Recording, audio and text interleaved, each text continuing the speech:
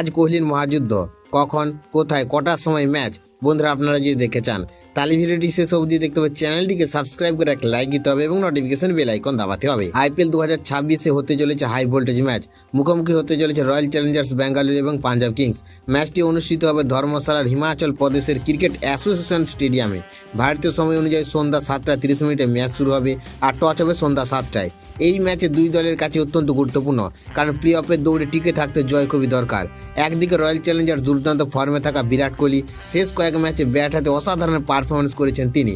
অন্যদিকে পাঞ্জাব কিংসও মরিয়া হয়ে মাঠে নামবে, কারণ আর একটি হার তার প্লে অফের স্বপ্ন শেষ করে দিতে পারে। ধর্মশালার পিচে সাধারণত ব্যাটিং সহায়ক, তাই আজ বড় স্কোরের ম্যাচ হওয়ার সম্ভাবনা রয়েছে।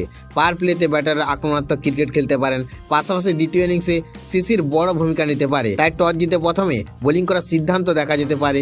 এখন দেখার বিষয় কোহলির আরসিবি জয়ের ধারা বজায় রাখতে পারে কিনা, নাকি পাঞ্জাব কিংস ঘুরে দাঁড়িয়ে বড় চমক দেয়। ক্রিকেট প্রেমীদের জন্য আজকের ম্যাচ হতে চলেছে একেবারে জমজমাট মহাযুদ্ধ।